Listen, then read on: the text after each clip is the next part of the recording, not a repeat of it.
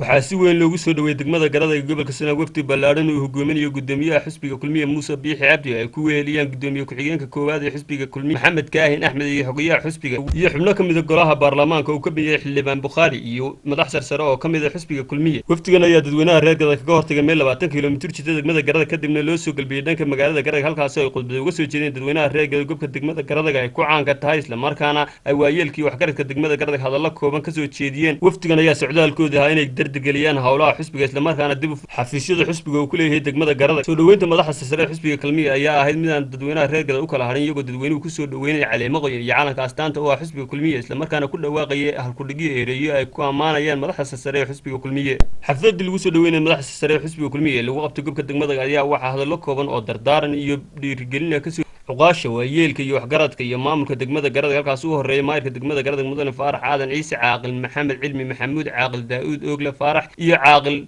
حرس الديرية يا محمود صالح عبده وسوى كم ذا سياسيين تدقمة قرد إسلام كانوا شرحان كلها بارلمانك تدو خلا يقولون وحالك كهذا اللي بارنا كم ذا قلها ديجان وهرين نلقى وحكاد لي مايرك دقمة قرد مدن فارح عادن عيسى هذا الذي سنو حكم ذا سيدة مامبا وفتي قابل لارنا يلا الصعداء وحنو لنا سود وهذا هذه أدنى ندو سود ويننا وحوي وكم عسنتين booqashadaadna soo booqateen waxaanu idin soo dhaweynaynaa waa xisbigii xisbi xaakimka xisbigii qaranka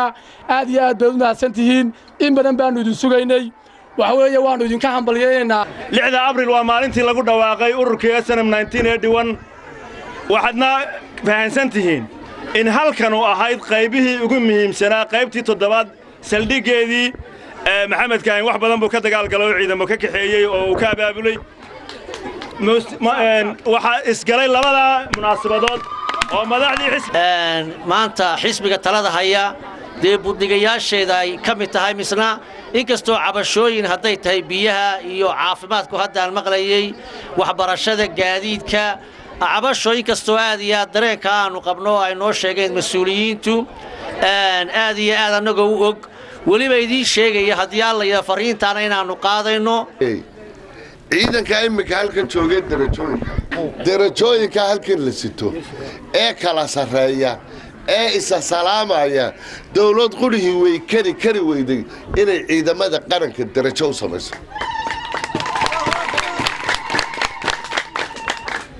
janaka xukuma darajo male askarigiisuna darajo male waa isku mushaar xisbiga kulmiye Soomaaliland baa isku tagtay dantooda ay arkeen fikrad baynu isugu nimid waxaynu isugu keenay wixii isugu keenay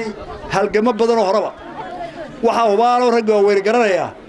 in warkii la kicinayay isticmaalka ee Ingiriiska la kicinayay intii kulmiye u codaysay berigaan in meel wada codaysay markii halkan Michael laga dooranayay waxa la hubaa intii maanta kulmiye wada codaysay berigaan isku cod baahay مدرسة TV-ga qaranka Jamhuuriyadda Somaliland Garada